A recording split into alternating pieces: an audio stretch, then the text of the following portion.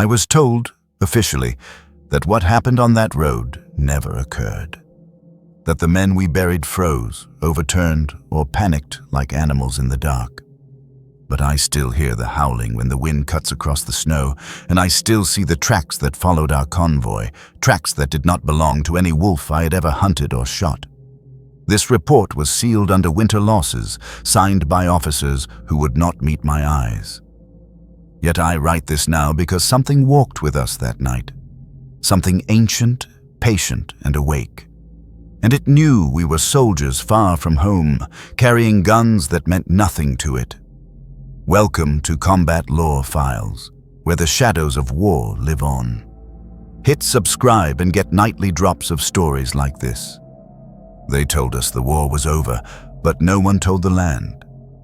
February 1946 is burned into my memory, not because of victory, but because of the cold. The kind of cold that doesn't bite, it erases. Our orders came stamped and final, issued from a desk far from snow, assigning me to a Soviet supply convoy tasked with crossing a frozen forest road near a newly secured border region.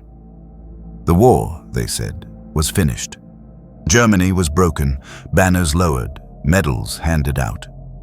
But as I stood beside that line of trucks, exhaust hanging in the air like breath from a dying animal, it felt like the world had simply paused, not healed.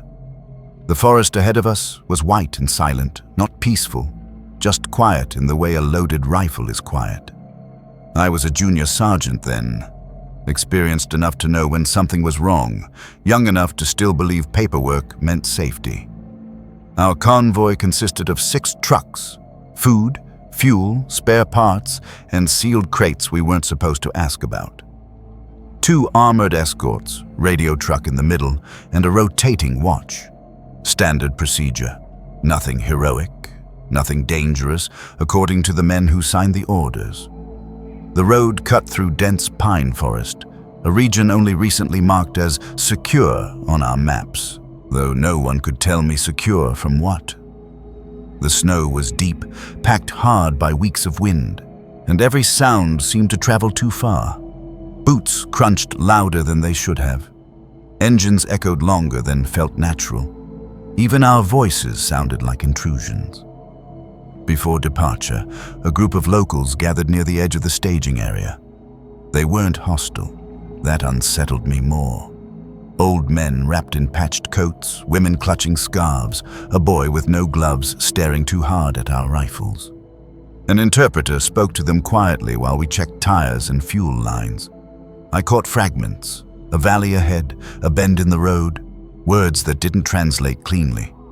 The interpreter finally turned back to us, face tight, and told the lieutenant that no one would guide us beyond the forest edge. Not for money, not for favors, not even for promises of protection. One of the elders stepped forward and said something long and low, his voice cracking like frozen wood. The interpreter hesitated before translating. He said the valley was old ground, that armies had passed through before, that winter there belonged to something else. The lieutenant laughed. Not loudly, but enough. He told the interpreter to stop entertaining peasant ghost stories. I laughed too, because that's what soldiers do when an officer laughs. But I remember the elder's eyes. He wasn't afraid of us. He pitied us. We rolled out before dawn. The sky was a dull gray, no sun, just light bleeding through cloud cover. Radio chatter stayed professional, clipped. I rode in the second truck, rifle between my knees, fingers numb despite my gloves. The forest closed around the road quickly, trees crowding in, branches sagging under snow like bent shoulders. I noticed how the sound changed once we were deep inside. The engine sounded muffled, as if wrapped in cloth. Wind barely moved the branches. No birds, no animals. Even after years of war, that silence set my nerves on edge. We passed the last visible signs of civilian life within the first hour. A half-collapsed fence, a burned-out hut swallowed by snowdrifts, then nothing. Just trees and the narrow road carved through them. Our radio crackled intermittently, bursts of static that came and went without explanation. The operator blamed the terrain. I told myself the same, but every time the static flared, I felt like something was clearing its throat. As the day wore on, the temperature dropped further. Frost formed on my eyelashes. The breath inside the truck condensed and froze along the metal frame. Men spoke less. Jokes died halfway through sentences. We stopped once to check a fuel line, and when I stepped down into the snow, I felt how wrong it was. The ground beneath the crust was hollow in places, soft in others, as if the land itself had been disturbed recently, not by machines, by weight. The lieutenant consulted his map and frowned. According to the markings, we were approaching the valley the locals had mentioned. There was nothing on the map to distinguish it. No warning, no note, just a slight curve in the road and a low elevation change. We drove into it anyway. The air changed first. It felt heavier, pressing down on my chest. The forest grew denser, the trees closer together, their trunks darker, as if stained.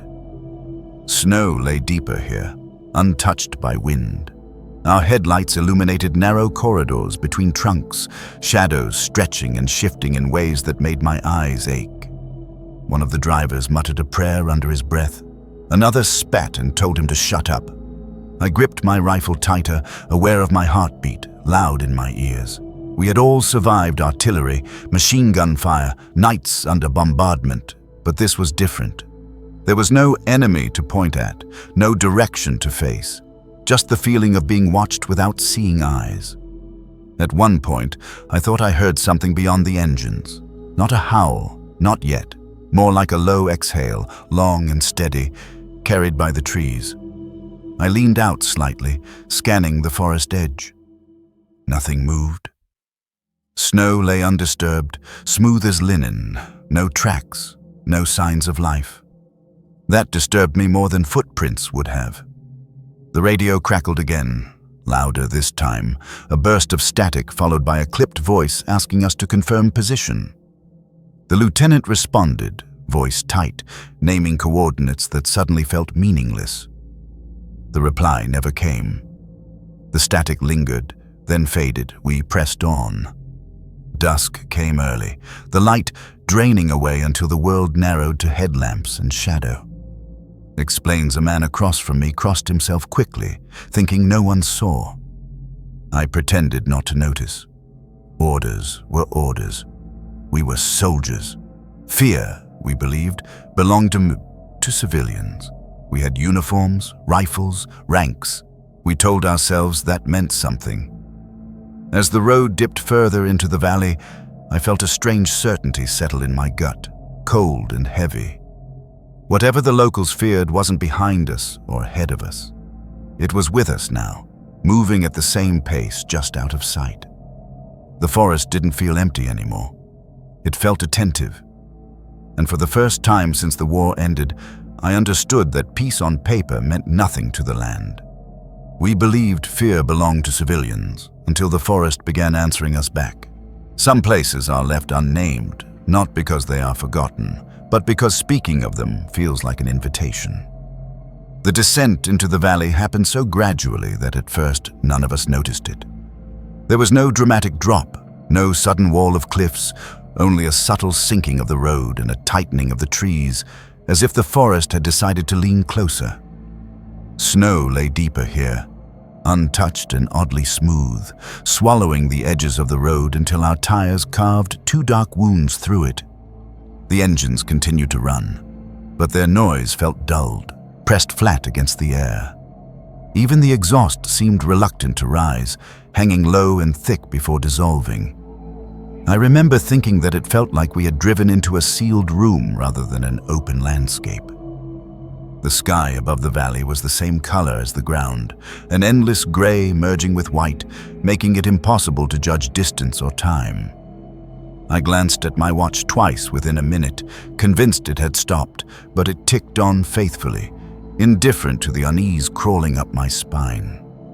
It was then that the words of the village elder returned to me, uninvited and unwelcome. I had dismissed them earlier, filed them away with other wartime superstitions, but memory has a way of sharpening fear when circumstances change. He had spoken of winter roads that remembered blood, of something that followed armies when the ground froze hard enough to hold old footprints forever. The interpreter had struggled to find the right words, finally settling on shape changer, though the elder had shaken his head as if that was only a fragment of the truth. He said it wore hunger like a uniform and learned from every war that crossed its territory. At the time, I had smirked. Now, with the valley closing around us, the story replayed with uncomfortable clarity. Our convoy slowed as visibility dropped further. Snow began to fall again, fine and dry, whispering against the canvas covers of the trucks. The lead vehicle reported no issues, but their voice over the radio sounded strained, stretched thin by static. I noticed how the forest floor rose on either side of the road, forming shallow embankments that blocked our view beyond a few meters. It felt like moving through a corridor designed to keep us from seeing too much at once. I kept scanning the tree line, searching for movement, but everything remained unnaturally still. No wind, no drifting branches, not even the creak of trees adjusting under snow weight. The stillness pressed on my ears until I almost wished for gunfire, something familiar and loud. Near dusk, we passed the remains of an old wooden marker half buried in snow. No writing was visible, just a splintered post leaning at an angle, as if pushed aside rather than planted. I pointed it out to the man beside me, but he shrugged and said it was probably nothing. That word, nothing, had carried us through the war more times than I could count. It felt weaker here. When night finally settled, it did so abruptly, like a lid slammed shut. Our headlights became the only source of light, narrow cones cutting through falling snow and reflecting off countless ice crystals. The radio crackled again, then died completely. The operator tapped the side of the unit, adjusted dials, cursed under his breath. Nothing, not even static. Silence replaced it, thick and heavy. Orders were given hand to hand, shouted from truck to truck. The lieutenant decided we would stop for the night, rather than risk pushing through blind. We formed a rough perimeter, engines idling, men stamping their feet to keep blood moving. It was then that the horses began to panic. They were draft animals, brought along to haul a disabled vehicle if needed, seasoned enough to endure artillery and shouting crowds. Now they snorted and pulled against their reins, eyes wide and rolling, hooves striking the frozen ground in sharp, frantic beats. One reared suddenly, nearly knocking its handler into the snow. The men cursed and struggled to calm them, but the animals would not settle, no matter how firmly they were spoken to. I had seen animals react to predators before, had learned to trust that instinct more than my own. Whatever frightened them wasn't visible to us. That was worse. As we worked to secure the horses, a sound reached us from beyond the trees. It was distant at first, barely more than a vibration carried through the cold air. A long, rising note that ended in a low, rolling echo. A howl. Several men froze, hands still, listening. Wolves were common in these regions, we all knew that. But this sound was wrong. It lingered too long, shifted in pitch in a way that felt almost intentional, as if testing how it would be received. Another howl answered it from a different direction, then another, spacing themselves around the valley. Not a pack calling to each other, but something else entirely, a measured arrangement. I felt a prickle of sweat beneath my layers despite the cold. The lieutenant ordered extra watch posted. Rifles were checked, bayonets fixed. The snow continued to fall, muting our movements, erasing footprints almost as soon as they formed. I took my position near the edge of the headlight's reach, staring into the darkness until my eyes burned. The howls continued intermittently, never closer, never farther, as if keeping a precise distance. Between them, there were moments of absolute silence so complete I could hear my own breathing rasp inside my helmet. At one point, I thought I heard footsteps matching our pacing along the road, just beyond the light. When I snapped my rifle toward the sound, there was nothing there. No broken branches, no disturbed snow, just smooth, untouched ground. Time stretched. Minutes felt like hours. The horses eventually quieted, though they refused to lower their heads, standing rigid and alert. A soldier near the radio truck whispered that he felt like we were being counted. I told him to shut up, but the words tasted false even to me. Somewhere in the darkness, another howl rose, closer this time, and for a brief, terrible moment, it sounded almost like laughter forced through an animal's throat. I understood then why the valley had no name anyone would share. Names give things shape, make them manageable. This place resisted that, swallowing sound and certainty alike. As the night deepened, I realized the howls were not random. They followed our formation, pacing us, waiting. What we heard sounded like wolves, but wolves do not pace columns or wait. Morning did not bring relief. It brought evidence. Dawn arrived without color, a pale lifting of darkness rather than true light, and when I stepped out of the truck, my boots sank deeper than expected, crunching through a crust that had hardened overnight. My breath rose in slow clouds, hanging low before dispersing, and for a moment the valley looked almost ordinary again. Trees stood where trees always had. Snow lay quiet and clean. The howls of the night felt distant, easier to dismiss in daylight. That illusion lasted less than a minute. I was walking the perimeter with two other men when I noticed the first track near the edge of the road. At first I thought it was a trick of shadow, a drift shaped by wind, but when I knelt down, the scale of it became impossible to ignore. The impression was deep, pressed far into the packed snow, wider than my helmet, with a heel-like curve that made no sense for any animal I knew. It wasn't a paw. It wasn't a boot. It was something in between, elongated and heavy, as if whatever made it had shifted its weight deliberately before stepping again. I followed the line of prints with my eyes and felt my stomach tighten. They ran parallel to the road, not crossing it, not approaching the trucks directly, just keeping pace at a careful distance. There were dozens of them, maybe more, spaced evenly, disappearing into the trees only to reappear further along. One of the men beside me swore under his breath. He was a hunter from the Urals, someone who knew animals the way mechanics know engines. He shook his head slowly and said nothing. That silence told me more than words would have. We called the lieutenant over. He crouched, studied the tracks, pressed his gloved hand into one to feel the depth. His jaw tightened. He ordered the area searched, pairs moving cautiously into the tree line while others watched the road. I went with a young private whose hands trembled despite his effort to hide it. The forest beyond the road felt closer than it should have, branches crowding in, snow hanging heavy on needles. No tracks led deeper inside. That was the strangest part. The prints seemed to exist only where they could be seen, as if the thing that made them wanted them noticed. We found nothing else. No broken branches, no blood, no signs of struggle. Just the marks beside us, keeping their quiet vigil.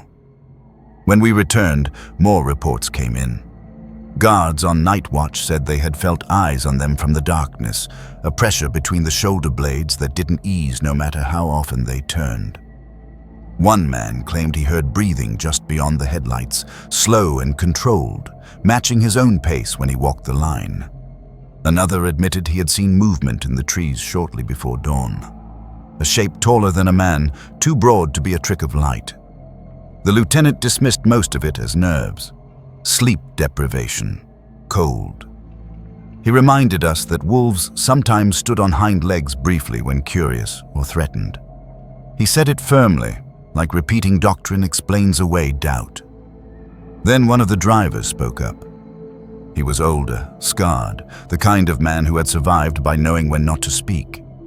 Now his voice shook despite himself. He said he had seen it clearly, silhouetted against the snow glow between the trees. Standing upright, watching the convoy, he described shoulders hunched forward, arms hanging too long, head tilted as if listening. When the headlights shifted, it dropped down smoothly onto all fours and vanished without sound. No crash through brush, no scatter of snow. Just gone. No one laughed. The lieutenant stared at the road for a long moment before ordering engines started. The plan was simple. Keep moving, get out of the valley as quickly as possible. We mounted up, tension thick enough to taste. As the trucks lurched forward, I kept my eyes fixed on the right side of the road. The tracks resumed almost immediately, reappearing as if laid fresh.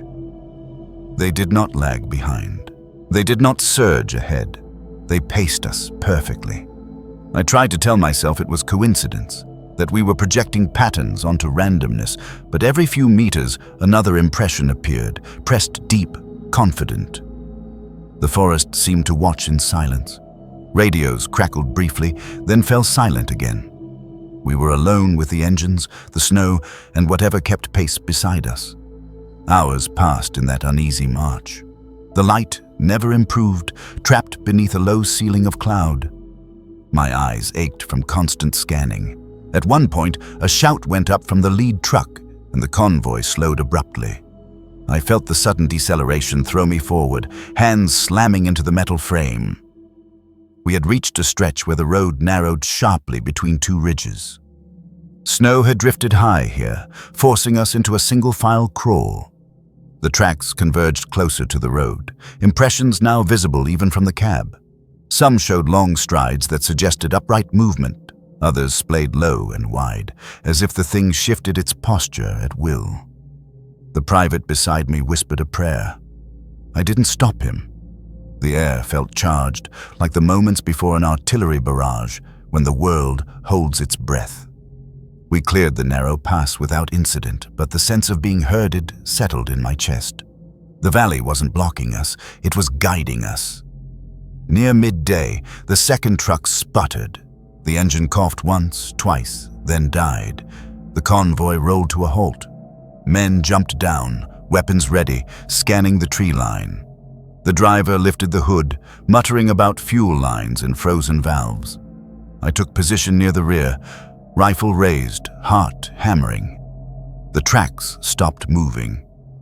They circled the stalled truck now, impressions appearing closer together, overlapping in places, as if whatever made them had slowed to examine us. I realized then that it had never rushed us, never attacked. It had simply stayed with us, patient, learning our shape and rhythm. The engine refused to turn over. Snow fell softly, filling the prints even as new ones appeared. I felt the first true flicker of panic then, sharp and cold, because I understood that daylight meant nothing here. Whatever followed us did not fear it. We told ourselves exhaustion had made us see things until the convoy stopped moving. The moment violence explains the silence, it is already too late. The snow began without warning, a sudden hard curtain blown sideways by wind that seemed to rise from the ground itself.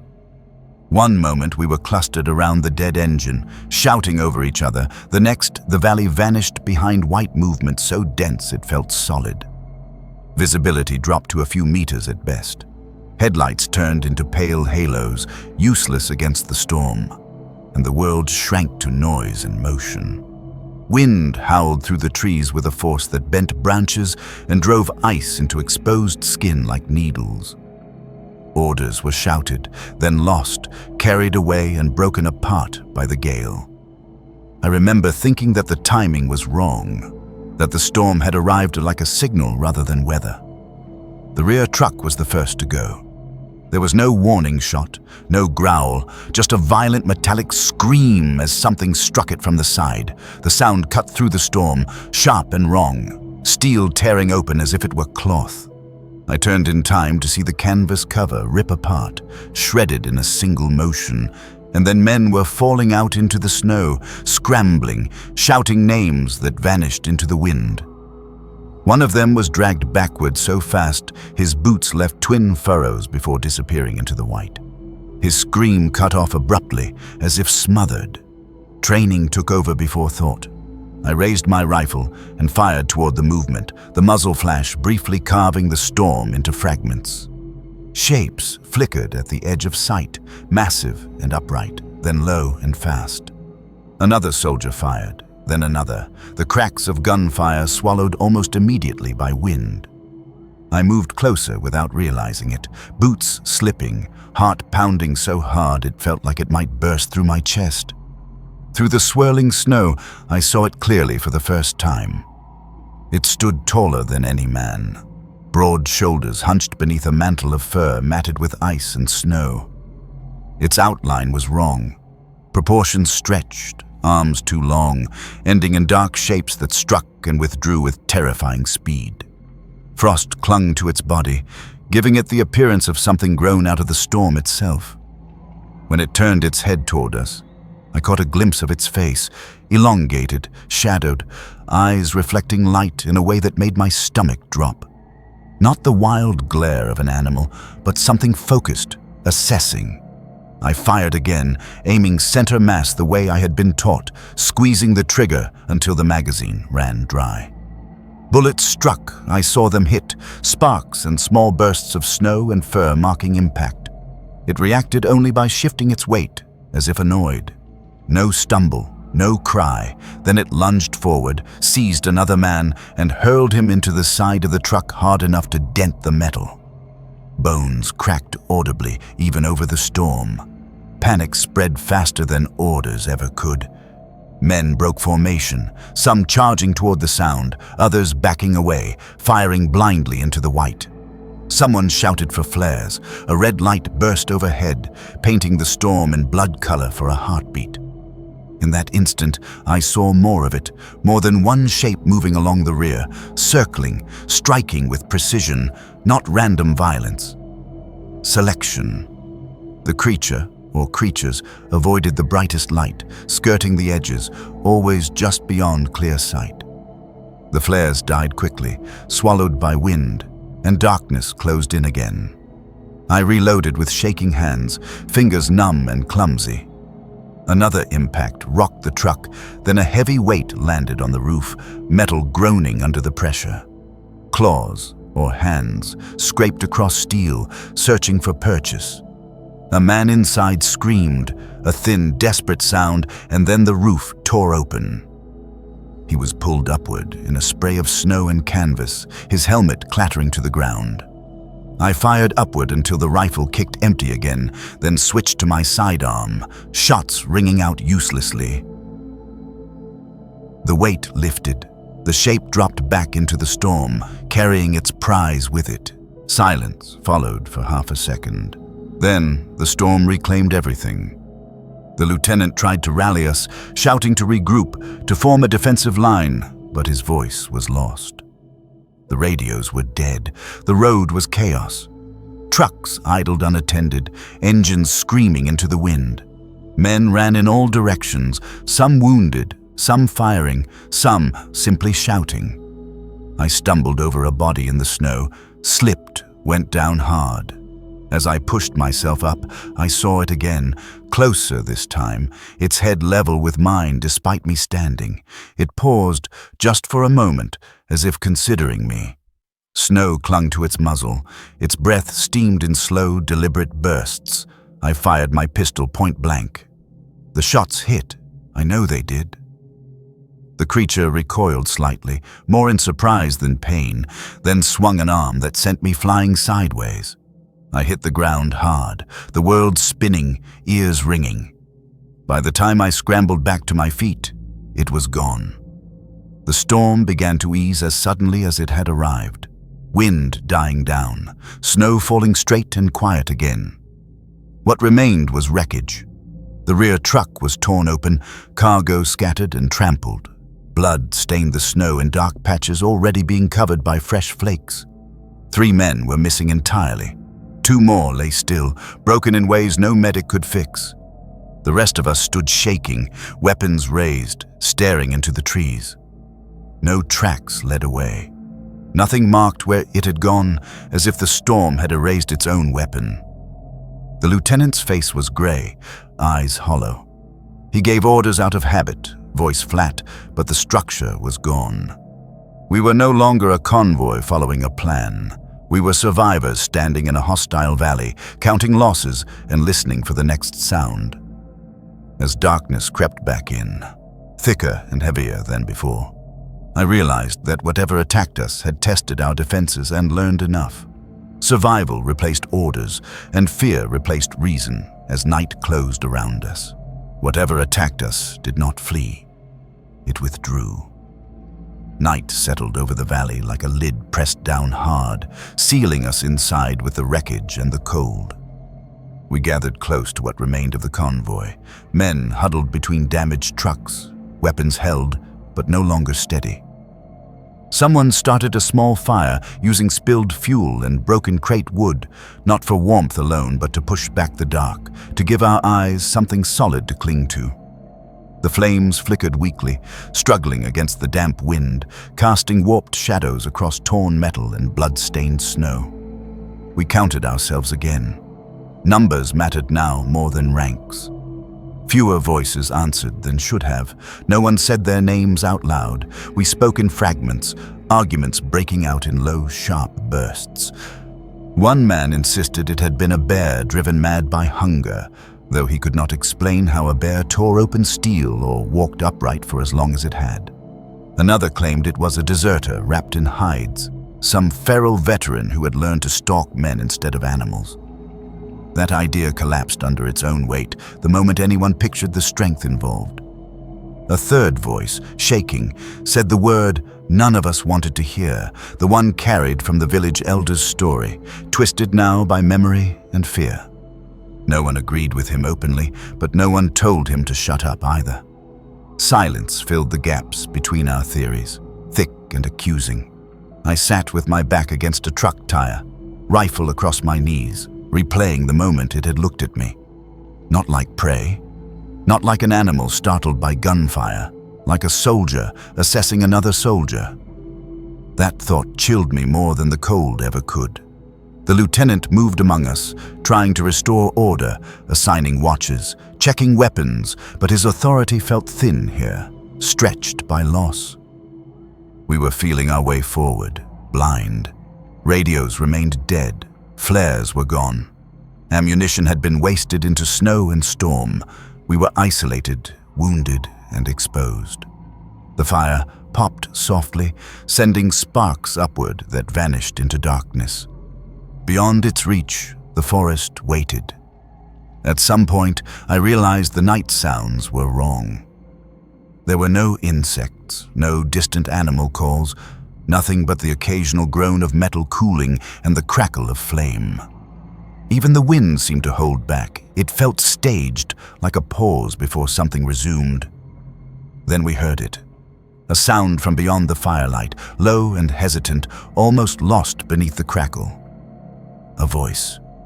Human. Someone calling out in Russian, slurred and broken, repeating a name we all recognized. One of the missing men. A few heads snapped up at once. A private surged to his feet before anyone could stop him, shouting back, convinced his friend was alive. The lieutenant grabbed him and dragged him down, barking that it was a trick. But the words rang hollow even to his own ears. The voice came again, closer now. The pronunciation slightly wrong. Vowels stretched in a way that made my skin crawl. It wasn't speech learned through life, it was imitation. The firelight flared as someone threw on more fuel, flames leaping higher. That was when I saw movement at the edge of the light, a shape stepping just into view, then stopping, upright, tall. Its outline wavered in the heat shimmer, but there was no mistaking the posture. It stood like a man who knew he was being watched and didn't care. The fur along its body caught the firelight in patches, frost glinting like embedded glass. Its arms hung low, almost brushing the snow. When it shifted its weight, I heard the crunch of packed ice beneath it. No one fired. Not because we lacked weapons, but because something in us hesitated, a shared instinct screaming that shooting now would change the rules again. It began to circle slowly, keeping just outside the brightest light, moving with deliberate care. As it moved, it made sounds, short breaths, low murmurs, a near-perfect imitation of a cough. At one point, it laughed, not fully, Not naturally, but close enough that my stomach twisted. The sound scraped against my memories, wrong in the way a broken record is wrong. Its head turned, eyes catching the firelight. They reflected pale blue, like ice under moonlight, unblinking. In that gaze, I felt seen in a way I never had under enemy fire. This thing wasn't driven by hunger alone. It was curious, studying us. Learning, a soldier near me whispered a prayer. The creature tilted its head slightly at the sound, as if listening more closely. That small reaction shattered any remaining doubt in me. Animals react to noise. They do not interpret it. This thing understood. The lieutenant finally shouted an order to fire if it came closer. The creature stopped circling. It took one slow step forward, then another, crossing the invisible boundary of light. I raised my rifle, finger tightening on the trigger, every nerve screaming. It paused again, as if weighing our resolve, then let out a long breath that fogged the air. For a moment, I thought it would charge. Instead, it dropped smoothly to all fours and backed away, retreating into darkness without turning its back on us. The forest swallowed it whole. The silence afterward was worse than the attack. No one spoke. The fire burned lower, shadows lengthening. We all knew now that the debate was over.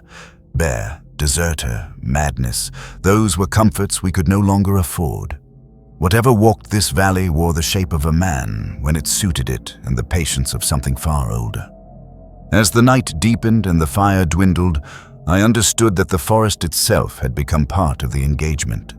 It watched, it listened, it responded. The forest was no longer around us, it was participating. There comes a moment when retreat becomes a kind of surrender, and moving forward is the only shape courage has left. The decision to push through was not made in a meeting or marked by orders shouted with authority. It emerged the way desperation always does. Quietly, as an agreement no one wanted to voice, but everyone understood. Staying meant waiting for it to choose the time and manner of our deaths. Moving meant risk, noise, exposure, but also the possibility of daylight and distance. The lieutenant nodded once, jaw set, and that was enough. We would move. We would force our way out of the valley while we still could. Men drained the last fuel reserves, redistributed ammunition, and rigged what explosives we had left into crude charges meant for clearing obstacles, not fighting nightmares. Flares were passed out and counted like precious coins. The fire was stamped out, darkness rushing back in to claim its territory. Engines roared to life, loud and defiant, shattering the fragile quiet. The road ahead glimmered faintly under headlights, a narrow ribbon cutting through shadow and snow. As we advanced, flares arced overhead, bursting into harsh white and red light that turned the valley into a frozen theater of war. Trees leapt into view and vanished again. Shadows twisted and broke. The light made everything sharper, more exposed. And for the first time since entering the valley, I felt like we were announcing ourselves rather than being observed in silence. The response was immediate. It came from the front this time, not the rear or the flanks. A shape burst into the light, massive and fast, charging straight down the road toward us. There was no hesitation now, no circling. This was a test of force against force. Men opened fire in disciplined bursts at first, training asserting itself through fear. Bullets sparked against ice and fur, some tearing through, others glancing off bone and muscle that seemed unnaturally dense. The creature plowed through it all, closing distance with terrifying speed.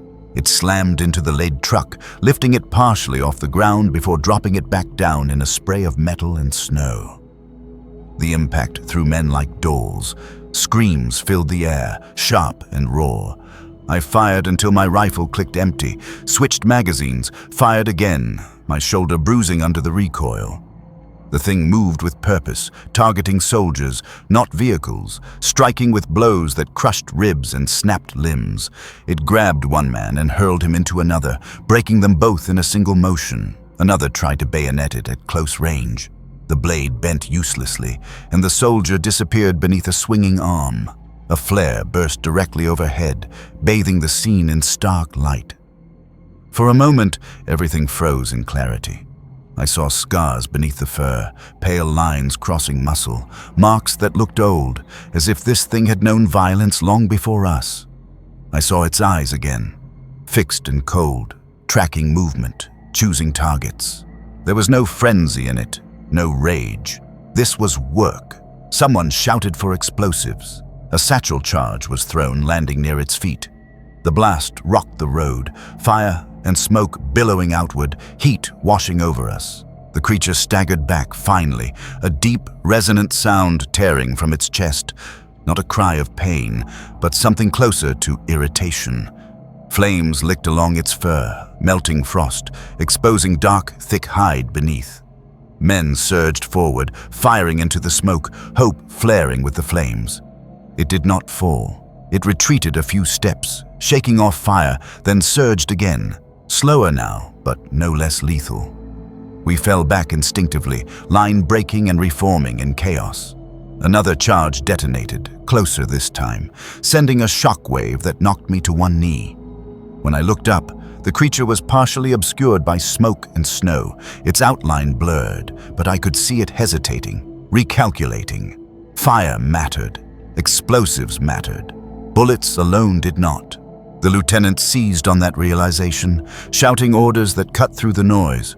We concentrated our remaining charges, using flares to guide throws, forcing the creature to keep its distance. Each blast drove it back a little farther down the road, away from the trucks, away from our wounded. The valley echoed with explosions, the sound rolling and folding in on itself, trapped by the surrounding trees. Snow fell from branches in heavy curtains. At one point, the creature lunged through smoke again, striking down 2 men before a blast caught it full in the chest. It crashed into the snow hard enough to leave a crater, lay still for a heartbeat that stretched impossibly long, then rolled to its feet with a slow, deliberate motion. It stood upright then, taller than ever, firelight and flare glow dancing across its scarred body. It looked at us as a whole, not at individuals, head turning slightly as if counting what we had left.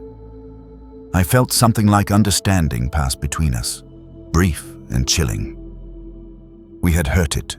Not enough to kill it, enough to teach it. It stepped back into the darkness beyond the last flare's reach, snow swallowing its form. No pursuit followed, no howl. The engines roared as we pushed forward, not daring to stop, not daring to look back. The road seemed to stretch endlessly, each meter hard won. Gradually, imperceptibly, the forest thinned. The air shifted. The sense of pressure eased just enough to be felt. By the time the sky began to lighten with the faintest hint of dawn, we had cleared the valley's deepest bend. We stopped only when exhaustion forced us to, men collapsing against trucks, weapons slipping from numb hands. No one spoke. We listened for pursuit that never came. As the light grew, revealing the wreckage of our column and the cost of our passage, I realized the creature had chosen to let us go. Not because we had won, but because it was finished with us. When dawn came, it left us alive for reasons I still do not understand. Some battles are erased not because they were lost, but because they were survived. We reached headquarters 2 days later, though it felt longer. Time had stretched in strange ways since the valley, folding back on itself, moments replaying without permission. The buildings rose from the snow like blunt instruments. Concrete, angular, unmistakably human. Smoke from chimneys hung straight in the cold air, a sign of normalcy that felt almost obscene after what we had endured. Guards waved us through without ceremony. No questions, no congratulations, just tired faces and routine motions, as if shattered trucks and missing men were an expected inconvenience. Medics took the wounded first. The rest of us were ordered into a long, low room that smelled of coal smoke and damp wool. We were told to sit. We sat. I remember staring at my gloves, still darkened with old blood, and wondering whose it was. An officer entered with a clipboard and 2 soldiers I didn't recognize. He began reading names, checking them off against a list. When he reached the missing men, he paused only briefly before marking them as lost to exposure during a storm. Another was listed as crushed beneath a vehicle during recovery operations. Words neat and final, stripping away screams, fire, and claws. I felt something tighten in my chest, a pressure that had nothing to do with the cold. One of the survivors objected, voice rising, insisting that wasn't what happened. The officer didn't argue. He simply looked at him until the man fell silent. Later, individually, we were called into a smaller room. A desk, 2 chairs, a stove ticking softly as it cooled. On the desk lay a stack of papers, typed statements waiting for signatures. When it was my turn, the officer across from me slid the document forward without meeting my eyes. It described a convoy delayed by mechanical failure, struck by severe weather, resulting in casualties due to exposure and structural collapse. There was no mention of an attack, no mention of tracks, no mention of anything that walked upright in a snowstorm and tore men apart. I read it twice, slowly. My name was already typed at the bottom. "Sign," the officer said, voice neutral. I asked what would happen if I didn't. He finally looked up then, eyes flat, tired. He said nothing that could be written down later. He didn't need to. I signed. So did everyone else. Journals were collected afterward under the pretense of standard debrief procedure. Mine was taken from my pack, its cover still stiff from frozen moisture. I watched it disappear into a canvas satchel along with the others. No receipt was offered, no return promised. That night, as we were assigned bunks, a senior officer I hadn't seen before approached me quietly. He was older, rank insignia worn smooth with time, his posture carrying explains decades of enforced calm. He asked me to walk with him. We moved down a corridor, away from the others, boots echoing softly. When we were alone, he spoke without preamble. He said he had read similar reports before. Different years, different regions, always winter, always remote roads, always rewritten the same way. He told me those reports never stayed on file long. They were misfiled, lost, destroyed. The men who insisted on adding details found their careers shortened, their postings less forgiving. Some disappeared into obscurity. A few disappeared entirely. He stopped walking and looked at me then. Really looked. "You survived," he said. I asked him what it was. He shook his head slowly, said names were dangerous, said explanations made things seem manageable when they weren't. He told me to forget the details, keep my mouth shut and live. Then he walked away, leaving me alone with the hum of distant generators. In the days that followed, the convoy ceased to exist on paper. Trucks were reassigned, supplies rerouted. The valley was marked as temporarily impassable due to weather conditions. No investigation followed. No memorial was planned. Families received notices stamped and impersonal, offering condolences for accidents that never happened. I lay awake at night listening to the sounds of headquarters, boots in corridors, radios murmuring, laughter drifting from a mess hall, and felt more isolated than I had in the forest. Out there, at least, the danger had been honest. Here, truth was the thing under attack. I tried to tell myself the official version often differed from reality in war. That was nothing new. But this felt different. This wasn't about morale or strategy. It was about containment. About pretending some doors had never been opened. I began to notice small things. How certain officers avoided specific maps. How winter patrol routes shifted without explanation. How local guides were quietly reassigned or dismissed when they mentioned old warnings. Once, I overheard 2 clerks joking nervously about a ghost road, and then abruptly falling silent when they realized someone was listening. The story lived on in fragments, half sentences, looks exchanged in hallways. No one wrote it down anymore. That was the point. I was transferred shortly after, sent south to a unit that had nothing to do with forests or snow. Life moved forward because it always does. New orders replaced old ones. Faces changed. Yet the valley followed me. In dreams, I heard footsteps pacing me just out of sight. I woke convinced I smelled frost and smoke. I understood then that erasure does not end a story, it only buries it. The land remembers what paper denies. Men carry what files cannot. Somewhere beyond the maps, the road still runs through that valley, snow falling clean and quiet, waiting for the next column to pass through. But stories do not disappear. They sink into the land and wait. Some roads do not end when the maps say they do. They continue inside the people who survived them. Years passed before I heard the valley mentioned again, and when it happened, it was by accident rather than intent. I was no longer young then. Uniforms had changed, insignia replaced, my hair threaded with gray earned in quieter ways. The war that shaped us had become history, spoken of in classrooms and parades, its edges smoothed by time. I was traveling through a provincial town on unrelated duty when I stopped at a small market to warm myself. An old man was selling smoked meat from a cart, his hands thick and scarred, his eyes sharp despite his age. When he learned where I had served, his expression shifted, just slightly. He asked if I had ever traveled the winter road beyond the forest, the one that dips into low ground and never quite feels right. He did not name it. He didn't need to. My throat tightened before I could stop it. I told him yes. He nodded once, as if confirming something he already knew. He said the road was still avoided, especially in deep winter. Trucks broke down there more often. Animals refused to cross certain stretches. People heard sounds they pretended were wolves and then chose other routes the next day. He said it calmly, without drama, as one might discuss bad weather patterns.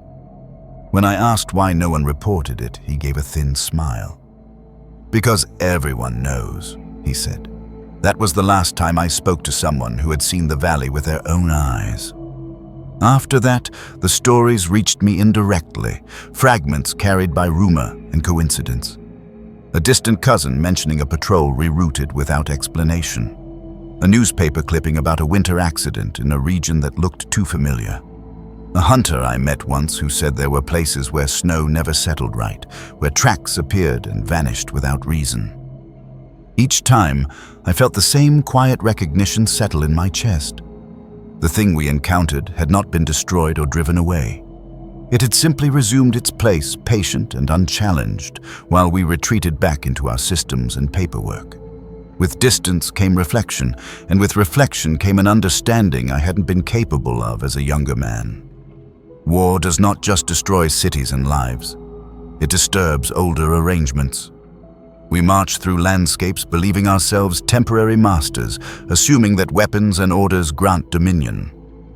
But some places predate our conflicts, our borders, our ideologies.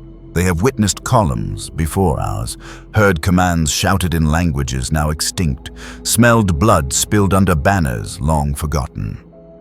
What we met in that valley did not feel like a random horror unleashed by chaos. It felt like a custodian, awakened or reminded, responding to intrusion with a logic shaped by centuries rather than moments. We had mistaken silence for emptiness and emptiness for permission. In time, the official version of my service replaced the real one, even in my own retelling. I learned to speak in generalities, to gloss over winters and roads. When asked about danger, I spoke of frostbite and mechanical failure. That was easier for everyone. Yet in private moments, I returned to the details that refused to fade. The measured pace of those tracks, the way it studied us, the intelligence behind its restraint. I understood then that survival had been a choice made by something other than us. Not mercy exactly, more like calculation. We had been weighed and found no longer worth the effort once we learned enough to leave. That realization humbled me in a way no medal ever could. Legends began to grow around the valley, as they always do where truth is denied space to breathe. Children were warned not to wander too far in winter. Travelers swapped stories in low voices, careful not to embellish too much.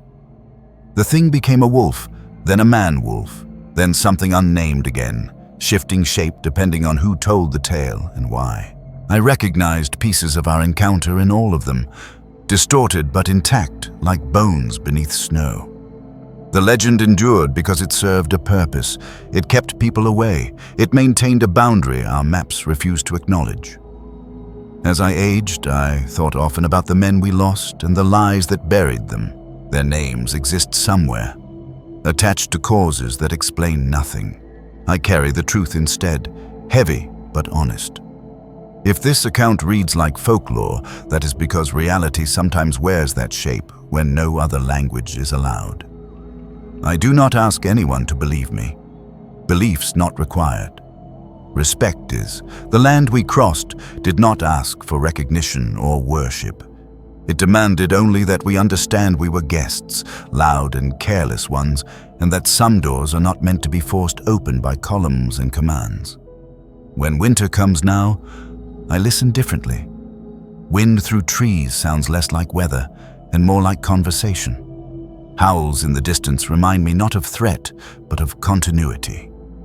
Somewhere beyond the reach of administration and denial, the road still runs through that valley, snow covering and uncovering the same ground it always has. Armies no longer march there in numbers, but footsteps still echo when conditions are right. The forest has not forgotten us, even if we tried to forget it. Empires fall, orders fade, and wars end, but the forest remembers who marched through it uninvited. Word count: 1065. This story is inspired by real wartime reports, blended with folklore and dramatized for narrative purposes.